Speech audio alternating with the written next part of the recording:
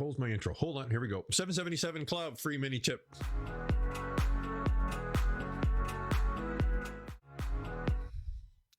All right, Mr. Flip Chart. Well, let me get rid of this stuff so it's not clacking all over the place for you guys. Okay, so here's your timeline. Wake up. There we go. So here's your timeline. This is the past. Oh, let me turn the fan on here. There we go. This is the future. Right. This right here is the present moment. So I just finished harping about that. Where's the present moment? It's right here. Right? Not yesterday, right? It's not here. It's not here. It's not here. And it's not here. It's right here. And when we move into the convergence method portion of the show, we're really focused in on how to stay right here. Okay. So, boy, it's been a while since I used Mr. Flip Chart. I'll be rusty here. Rusty? Rusty. That used to be one of my nicknames. Actually, interestingly enough, another one was Little Toes. And you know me, I'm 6.5 feet tall in a few, because I don't wear socks at all. My toes are the legs of other people's fingers, so Little Toes. Somewhat ironic. But anyway, okay, so here we are making our New Year's resolutions. And here's our timeline. Past, present, past, future, and then the present moment. And here is you. Come here. See, it's been a while. Come on, wake up. And this is you here, right? So I like to say I am right in this present moment. So when we're creating and really manifesting, because that's all a New Year's resolution is, I think the thing to remember is you're not manifesting into 2022. You're manifesting right here, right now. And that's so important to remember. Is you're manifesting, if you will, or your New Year's resolutions really could be new moment resolution, because every moment is what's the vibration that you're radiating off. Now, when we're creating, right? So step one in the 5-step manifesting process is creating your perfect desire. Now here's the thing. When you're creating your perfect desire, here's what we often slip into. Bring back Mr. Flip Chart. I'll give a different color here. Why is it? Well, is it warming up? Is it too hot? Nope, we're good. So we create these pictures or movies creating our desire. Now, where are we creating that? And when? Right here in this present moment. So when we're creating our desire, which is all the New Year's resolution is, right? So when you're creating your desire right here, let me just move this. When you're creating your desire in this present moment, you're using the non-physical. And what's a non-physical? Pictures or movies, voices or dialogue. So that's what you're creating. It's like a blueprint. Where are you creating it? You're creating it right here, right now. But so often, this is what we do. So let me get rid of this. We create or choose or select or sort of construct your perfect desire, but we do it this way. Here you are here, and we do it like this. So what we're doing is we're creating that perfect desire. And again, in the second portion of the show, I'll talk about the yum factor, okay? We're creating that in this present moment. But what we're doing is we're filtering it through the past before it gets to here. Okay, so here's something interesting about that. So here's what people do. So they maybe look at last year's resolutions that never manifested, and they say, okay, so this year, this is a so overused but an accurate one, I'm going to eat better, right? Better diet. Because last year I had that and it didn't work worth a crap. So this year I'm going to eat better. Now, again, this seems subtle, but the subtleties are significant. So when you're doing that, here's what you're doing. You're saying, I'm going to eat better because in the past, I haven't been.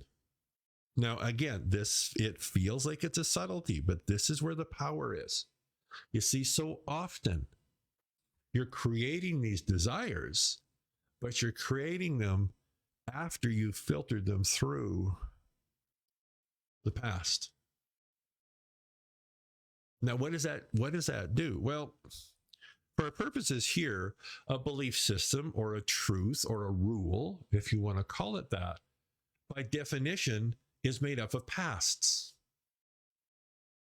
Right, so that's how you know, like those rules for your life. So, for instance, we'll pick a diet. So I've tried to diet 100 times before, and it's never worked before, and diets just don't work for me. How do you know that to be true? You know that to be true because you're basing it on all this stuff that's happened. All right. So when you're creating your desire, one of the things you want to be cognizant of is, what do I really want? Right. And again, when we slip into the second portion of the show, this is a really easy way to help really define that.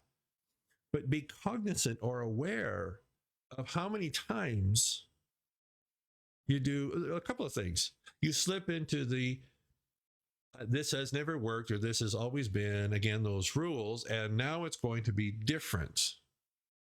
Because what you tend to be doing now is you're filtering it through that past, and that past is now, first, it is taking you out of the present moment. Because the present moment is where the power is. When you start focusing or thinking about the past, now you're drawing that into the present moment. Now, if there was something from your past that was super fantastic, well, then bring it in. But so often when we're doing this, it's not. It's something you would rather have different, or you'd rather change. And then the other thing that happens is, because we're filtering it through the past, it's really easy to limit what we really, really want. Because what we really, really want, so often, this is what I want right here in the present moment. But because we're filtering it through the past, I'm going to use a different color. This is good. Because it's filtered this way, it's not what you want, it's what you can have. And of course, what you can have, and then what you can't have. Why? Because it's coming from here. Because when you are just right here and you're just daydreaming, you're just fantasizing, you're creating these absolutely absurd scenarios, and then they feel good, which is the second part of the show, you're not now filtering them through here. You ever had this happen?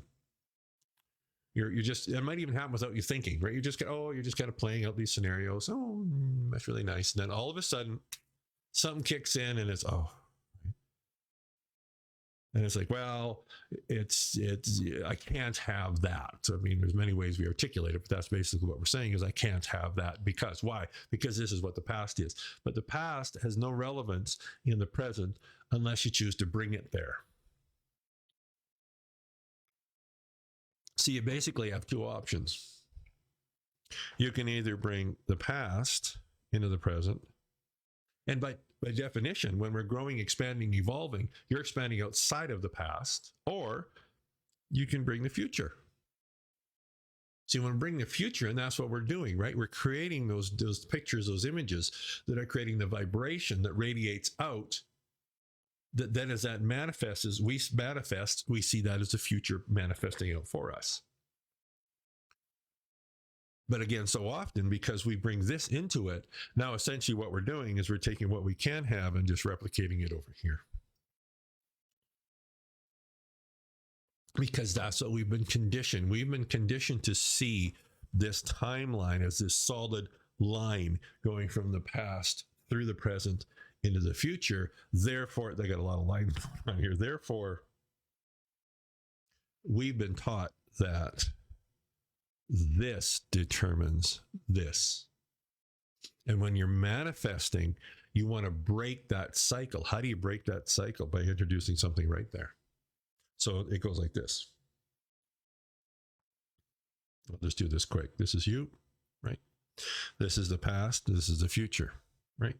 Past, future, right? Past, future.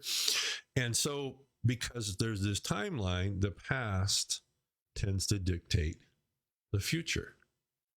And when we spend very little of our time in the present moment, that's exactly what happens. But the more time you spend in the present moment, the more you create the potential for, instead of this to happen, this happens. So now you've changed the timeline. Was it Back to the Future 2? Now you've changed the timeline into something else, but you're not going to be able to do that here or here. You do it here in the present moment, which is why grounding yourself in the present moment is so powerful, because yes, that's where you have the power. Yes, it's all that kind of stuff, but it's also where you can change this direction significantly and quickly without it being labored from and through the past. Right. So how do we do that? Moving on to the convergence